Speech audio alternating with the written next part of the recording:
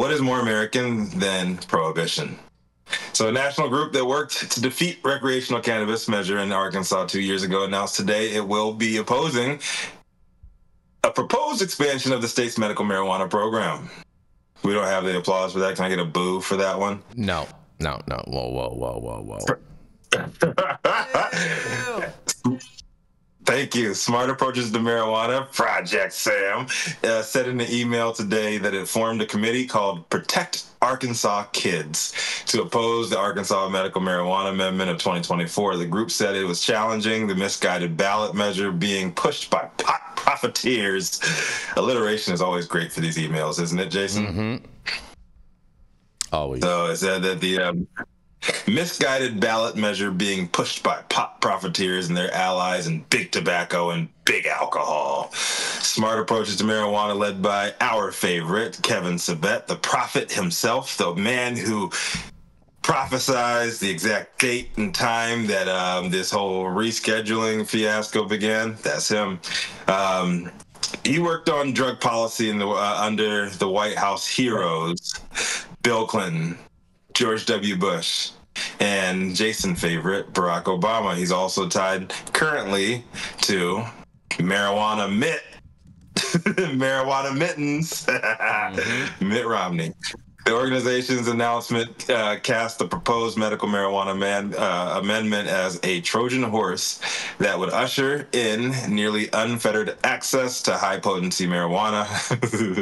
I love these new trigger words that they're using. They're in abundance. You can find them on Fox News. High-powered Fox News rhetoric, and you can also find it in the Arkansas Times. It could lead to full-scale commercialization of the industry. The measure would increase access to medical marijuana by allowing more types of medical professionals to certify patients to buy marijuana for any debilitating condition. The proposal would also extend life for medical marijuana cards and lift the restriction that provides and prevents dispensaries from selling pre-rolled marijuana joints. I think it's the word. It's so awful. The measure would also include a trigger provision that would legalize marijuana for adults if it was legalized federally. Project Sam said the medical marijuana ballot initiative proves the term medical is indeed a farce. They're lying to you, America. Listen to Kevin Sabet, the prophet.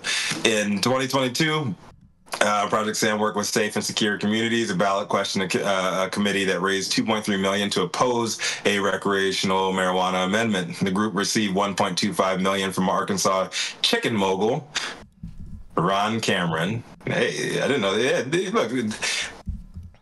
Arkansas chicken mogul. If there's an Arkansas chicken mogul, all I hear is that this motherfucker's a slave master that obviously had the chicken plantation. Now he's a quote unquote mogul. But I digress. It's the Colonel. They got that's $750,000 from Richard Uline from Lake Bluff, Illinois.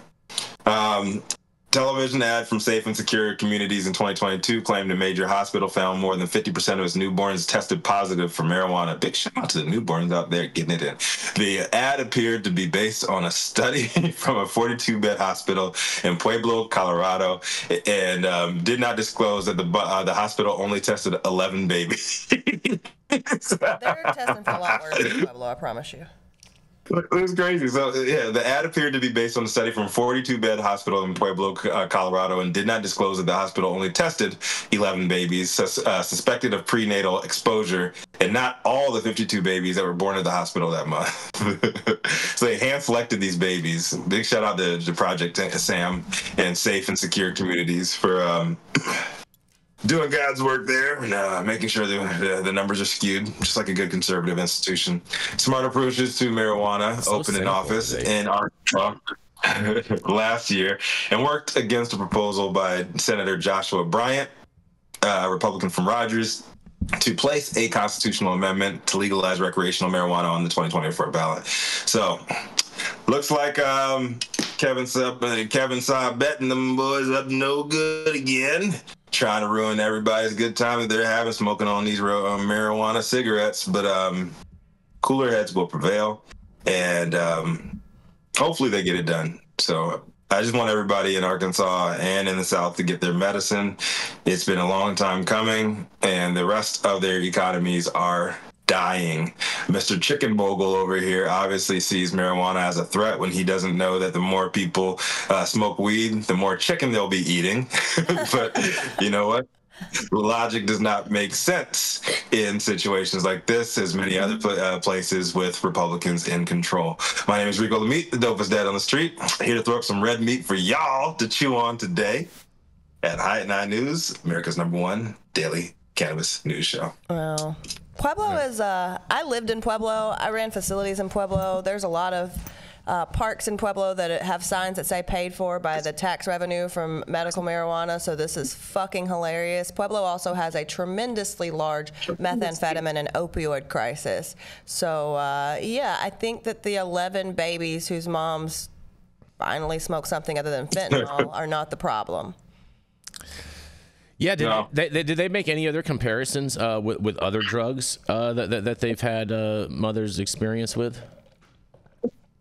Or they only singled out cannabis on this, and it's only 11, because that's a really low number overall if you think about the whole population. Yeah, well, they ran. It said they spent $1.25 million running this ad all across the state about, like, oh, this is poisoning our babies. 50% of the babies tested at a hospital in Colorado tested positive for marijuana exposure. Was this taxpayer funds? Was this taxpayer funds? Yes. No. They're donations by Republicans that open up these Trump emails. Mm-hmm. There's probably a link on one of these dumb Trump emails. Wow, way to push a narrative. Yeah, whatever. Exactly. More importantly, dark meat chicken or light meat? Trump. Oh man, Donald Trump is going to jail. We need more of your money. Send us all of your money, your bank accounts. Send us crypto. We take absolutely everything. Here's this NFT. Why don't you guys buy that shit? Oh shit, here's some Donald Trump golden shoes that cost us nothing to wear. They're made in China, but who gives a shit? Buy these too. By the way, marijuana kills the babies. Jesus is life. Mm-hmm. Well, in all fairness, Rico is on one, and I am a yes to that. And hallelujah, Rico. I'm afraid Rico is going to be. I'm afraid he's going to be poached as the new campaign manager. I could probably get him a job as that if you really wanted to. Hey, yeah, because didn't the last campaign manager get busted for like not reporting overseas money and tax evasion? What was that guy's name? Manafort or you're referring to Paul Manafort as who I think you are thinking of. He's about to be like the economic czar if Donald Trump wins too. So I'm just thinking that compared to him, I think Rico would actually do a really good job. Hey, man, I can bullshit enough. Get me drunk in the morning.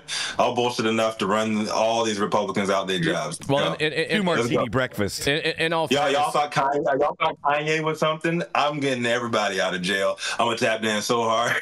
Whoa. I can't wait. Oh, my God. I can't wait to see Rico freeing all the J6ers.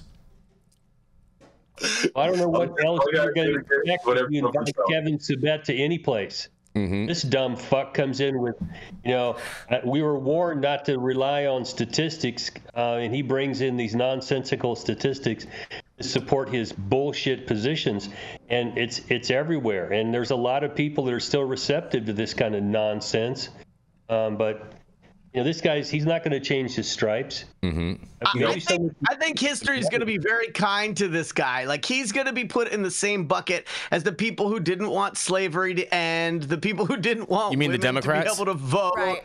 The Democratic Party? Historically. Mm-hmm. Yeah. Just saying. The Dixiecrats. I think Kevin Sabet is going to be looked on very favorably by history as a forward thinker. There's not very many forward thinkers in the Republican Party, unfortunately. I'm glad we have two forward thinkers. I would say this. If you think... Let me give you your flowers, Jason. Okay. Give me flowers, too. All I said, right. Thank God we have two forward thinkers from the Republican Party on our team that have a knack for pushing them in the right direction. See? That is right. Look at that. Sometimes it's a push, sometimes it's a shove, sometimes it's an arm twist.